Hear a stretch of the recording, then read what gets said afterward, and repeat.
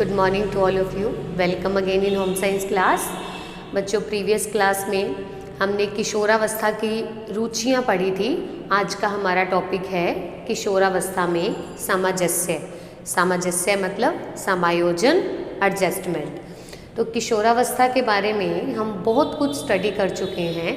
तो आप सबको पता है कि किशोरावस्था एक समस्याओं की अवस्था है। इस समय बहुत सारी समस्याएं जो है किशोर के सामने खड़ी हो जाती हैं। अगर माता पिता इस समय बालक का साथ नहीं देते, उनकी समस्याओं को सुलझाने का या दूर करने का प्रयत्न नहीं करते, तो बालक अंदर ही अंदर परेशान होने लग जाता है और उसकी ये जो समस्याएं हैं उनका सीधा असर, उनकी परेशानियों का सीधा असर जो है उसके व्यक्तित्व पर, उसकी पर्सनैलिटी पर पड़ता है। क्योंकि अभी यहाँ से तो लाइफ की शुरुआत होती है, तो आगे की जितनी भी लाइफ रहती है तो उसका उसके ऊपर असर पड़ता है। बालक मानसिक रूप से परेशान होने लग जाता है, जिसका आगे की लाइफ पर भी उसके असर पड़ता है। तो इस समय माता पिता का, शिक्षकों का ये उत्तरदायित्व रहता है कि वो बालक की समस्याओं को समझें और उसे दूर करने का प्रयत्न करें। तो आज हम डिस्कस करेंगे कि किशोरावस्था में किन किन लोगों के साथ किशोरों को समायोजन करना पड़ता है, जिसमें उन्हें परेशानी या दिक्कत आती है। सबसे पहला आता है माता पिता के साथ समायोजन।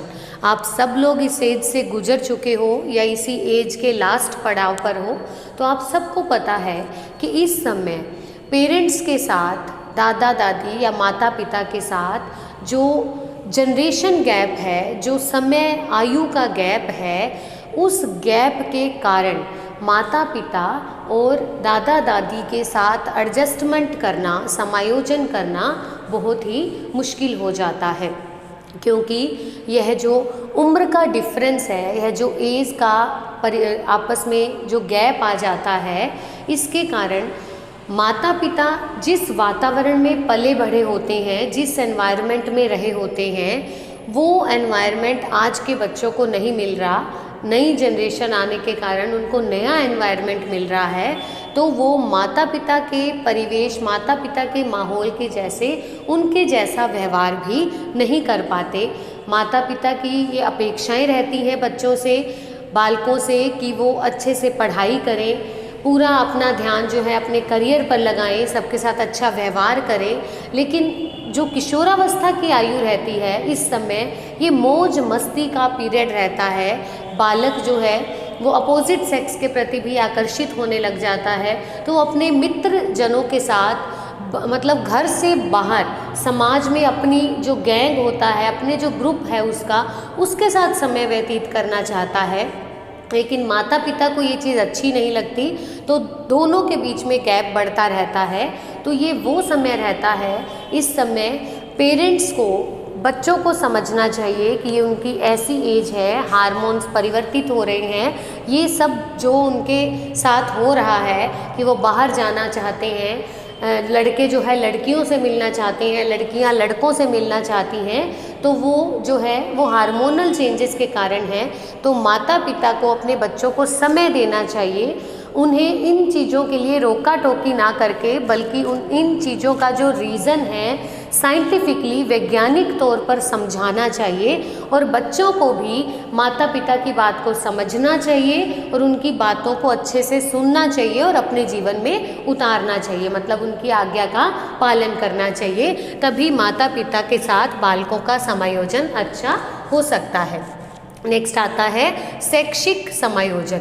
आज के युग में शैक्षिक समायोजन बहुत ज़रूरी है, क्योंकि एक शिक्षा की तरफ जो होड़ चली हुई है कि प्रत्येक बालक जो है वो 90% से अबव मार्क्स लाना चाहता है। प्रत्येक बालक या पेरेंट्स की भी ये इच्छा रहती है कि उनका बच्चा क्लास में सुपीरियर हो और वो जो है आगे IAS करे, RAS की तैयारी करे या फिर डॉक्टर इंजीनियर बने। प्रत्येक माँ बाप की ये इच्छा रहती है कि उनका बच्चा टॉप करे और अच्छी जगह पर जाकर स्टैंड हो जाए। तो इस समय बालक के ऊपर जो शैक्षिक शिक्षा के लिए जो प्रेशर रहता है उससे वो मानसिक रूप से भी परेशान हो जाता है। तो ये वो समय है जब माता पिता को बालक के ऊपर शिक्षा के लिए प्रेशर या तनाव नहीं डालना चाहिए और बालकों को भी जो चीज़ का इंटरेस्ट होता है, जिस चीज़ में उनकी रुचि होती है, उससे रिलेटेड जो है शिक्षाविदों से जानकारी प्राप्त करनी चाहिए और किसी के पीछे ना लगकर कि एक व्यक्ति अगर डॉक्टर बनना चाहता है तो हम भी सारे डॉक्टर बनेंगे, तो अपनी रुचि के अनुसार अपना व्यवसाय चुनना चाहिए और अच्छे शिक्षाविदों से इसकी राय लेनी चाहिए। नेक्स्ट आता है लैंगिक समायोजन। हम पहले भी डिस्कस कर चुके हैं, पढ़ चुके हैं कि इस समय हार्मोनल परिवर्तन होते हैं, यौन हार्मोन का सेक्रीशन होता है, यौन अंगों का विकास होने लग जाता है। तो इस समय लैंगिक समायोजन भी बहुत ज़रूरी है, क्योंकि यौन हार्मोन के सेक्रीशन के साथ ही विपरीत लिंग के प्रति आकर्षण बढ़ने लग जाता है।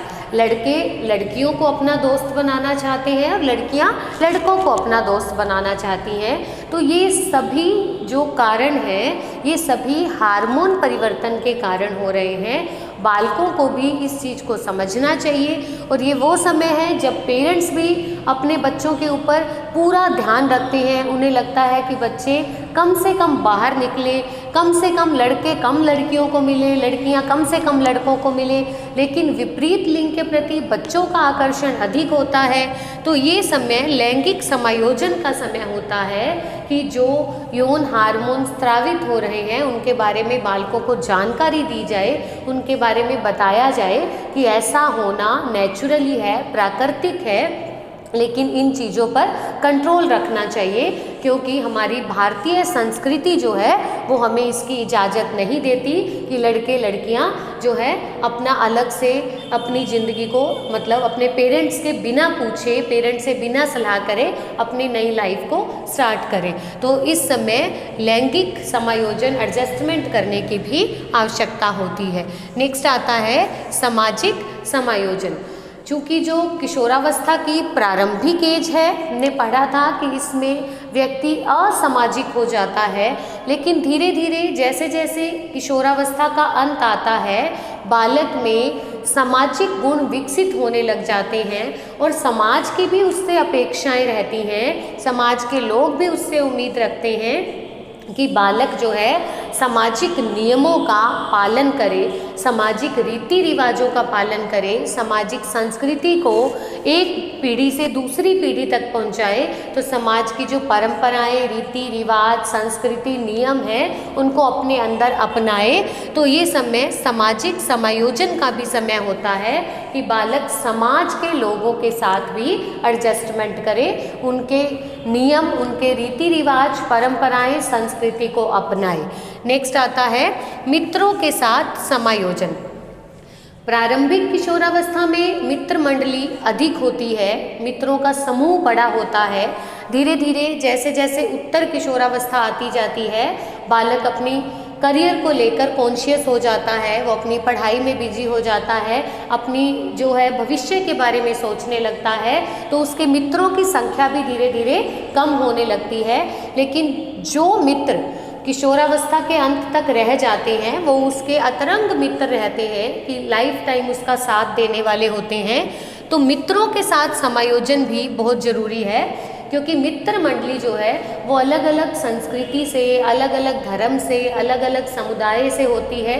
तो सबके साथ एडजस्टमेंट करके, सबके साथ समायोजन करके ही व्यक्ति जो है उनमें भी मित्र मंडली में, मित्रों का जो समूह है उसमें भी अपनी जगह बना सकता है। नेक्स्ट आता है अंतर्द्वंद।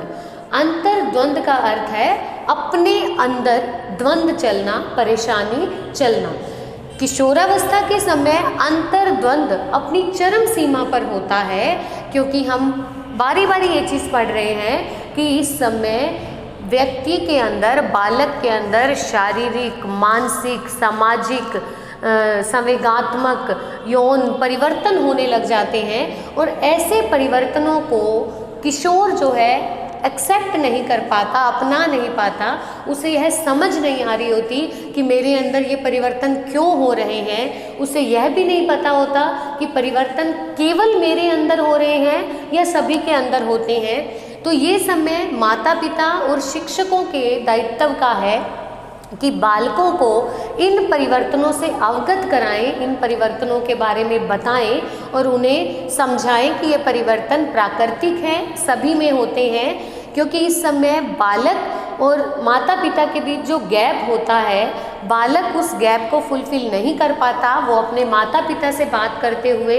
अपने साथी समूह से इस टॉपिक पे बात करते हुए डरता है। तो शिक्षकों और माता पिता का ये दायित्व है कि वो बालकों के अंदर जो अंतर्द्वंद चल रहा है, उसके अंदर जो परेशानियां, जो तूफान तनाव चल रहा होता है, उसको अपने प्यार से, अपनी बातों से उनके साथ बातचीत करके, बच्चों को समय देकर इस अंतर्द्वंद को ख़त्म करें और बालक में जो है, किशोरों में जो है, वो सामंजस्य करने की, एडजस्टमेंट करने की उनको पावर दें, उनको ये शक्ति प्रदान करें। तो नेक्स्ट क्लास में हम नेक्स्ट टॉपिक करेंगे। Thank you.